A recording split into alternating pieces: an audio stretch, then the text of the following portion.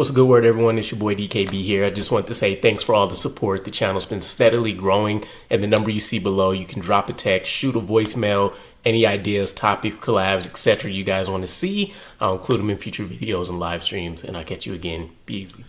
What's a good word, Jets fans? It's your boy DKB here, and we're getting into our second member of our New York Jets 2024 NFL draft class with wide receiver Malachi Corley, aka the YAC King, aka the Bench King.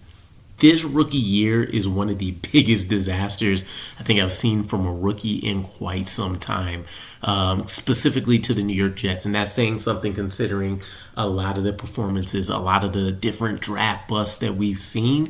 And this one is tough, right? You know, you take a look at the history.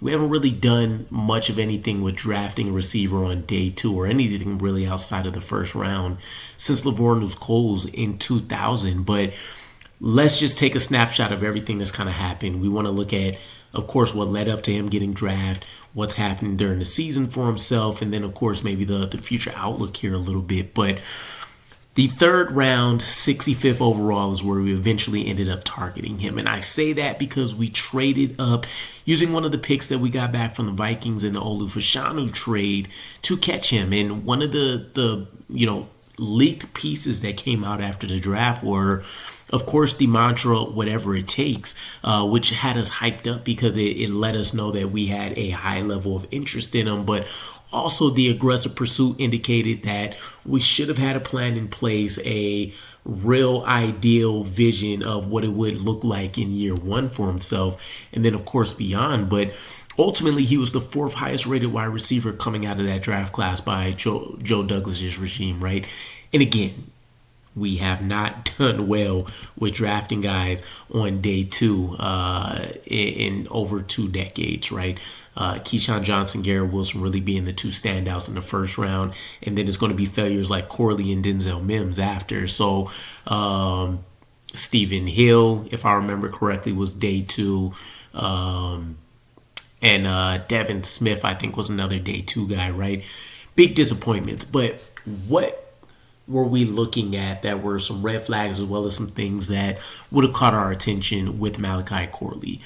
75.7% of his catches in his final year at Western Kentucky came within 10 yards of the line of scrimmage. I see this as not only good, but bad as well, right? Good meaning there should have been a easy pathway, an easy understanding of what you can open up in your playbook within 10 yards of the line of scrimmage and anything behind to not only get him extremely comfortable in year one with what he's already been accustomed to, but also to give him opportunities to show how and if his route running skills have advanced with his ability to learn behind guys like Garrett Wilson, Mike Williams, who was still recovering, Devontae Adams later in the year, right? And just none of that stuff really materialized. So not only was this a failure from a player standpoint, from a coaching staff standpoint, to not even really see him get the field, which we'll talk about, utter failure. And we'll talk about Sean Jefferson here as part of that in a bit too. The other number, 9.2 yards after the catch and forced 55 missed tackles over his final 2 seasons at Western Kentucky. He was averaging almost a first down every time he got the ball, considering it was 10 yards behind 10 yards within scrimmage or behind, with a lot of those definitely coming behind the line of scrimmage. Thoroughly impressive. Definitely was a guy that had more of a skill set of a top-notch receiving running back as opposed to maybe a receiver that you expect to be extremely dynamic and stuff. But he did bring a really unique, diverse skill set, and there's a reason why a lot of people kind of likened him to Deebo Samuel, right? And even though he's a one-on-one kind of guy, when you look at the physical build, when you look at how he goes about being able to attack defenses, you can kind of envision the thought process there. So that's kind of what you're looking at, which leads up to the draft, right?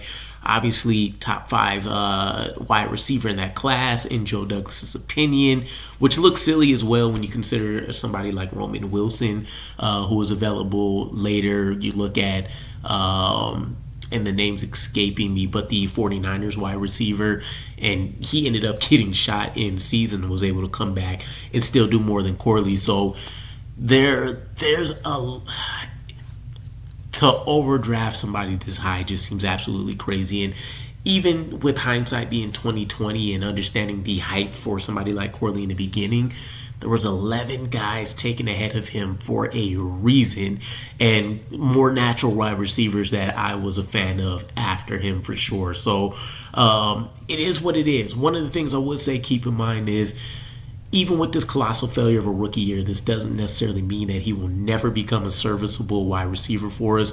He could very well still develop into a quality number 2. And in the wildest dreams, which really shouldn't be part of this discussion, there's nothing saying that he can't become a superstar. But the odds are definitely against him. And considering the most important person for being able to voice their opinion for him in wide receiver Sean Jefferson is returning, we'll see how much of it was Nathaniel Hackett and the coaching staff versus his position coach just not being able to help argue for more playing time for him, right? Now, to put in perspective how bad him riding the bench was, he was active in just 3 of the Jets' first 7 games.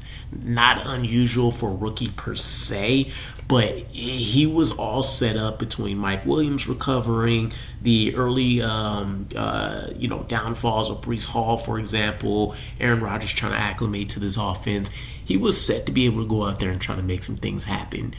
Looking at his stats for the rookie year, 9 games, 1 start, 83 snaps, which was only 15% of the offense, for 3 catches and 16 yards with 2 rushes for 26 yards.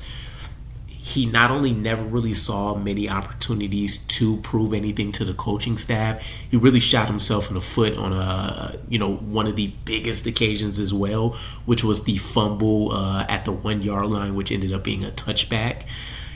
And then one of the things that really disappointed a ton of people after that as well was, and this goes in line with later in the season, Todd Downing questioning the maturity concerns for him throughout the course of the season. He makes this horrible play, and luckily the rest of the team figured out a way to rebound and we won the game. But he has a horrible play, which also, again, keeping things in perspective, that single play, which I believe was one catch for 18 yards and the touchdown, or 20 yards, would have eclipsed the total amount that he had with 3 catches already, and obviously it would have been his first touchdown of the season. But Todd Downing spoke on his maturity concerns, and instead of really having a strong level of accountability and understanding the situation, it was more of a Zach Wilson moment for him, right? When you think about him answering no to letting the defense down. Instead, he decided to hype up having 200 plus career touchdowns, and hit the lesson for him being to just hold on to the ball for another couple seconds, whatever the paraphrasing there from his press conference comments were. And then even later on, he ends up, after being a healthy scratch for more games, tweeting out all the stats about, what led up to him being the top pick for Western Kentucky. Just a really oblivious moment from a guy that seems like he is trying to do, and it's probably from a harmless standpoint, right? But he's trying to remind the coaching staff why they loved him, just give him a shot and he'll reward them, which isn't really how the NFL works. One of the things, I love duality here, right? So you have all of this negativity going on during his season. The best comment that he had all year, which is insane to me, was not from the coaching staff. It wasn't from the front office. It was Garrett Wilson over the course of the offseason, where he called him a brute and a little bowling ball into what he's kind of witnessed from him as they went throughout the offseason. Outside of that, you never really heard another positive comment again, which, again, is pretty insane for a guy that does have a skill set that should lend itself to, at the very least, being serviceable, and at best having your own version of a Debo or one of those just kind of wild card players like a Percy Harvin type guy, something of that sort, right? Now, Sean Jefferson, I wanted to touch on him. He returns as wide receiver coach. He was here during Malachi Corley's rookie year.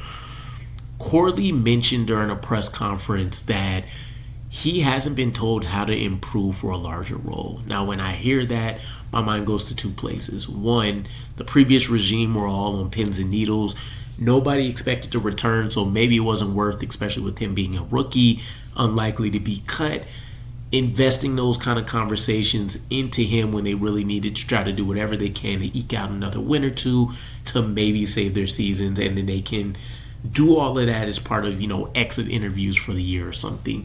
Instead, you're left with a rookie that has no idea what went wrong, for why the staff didn't love him.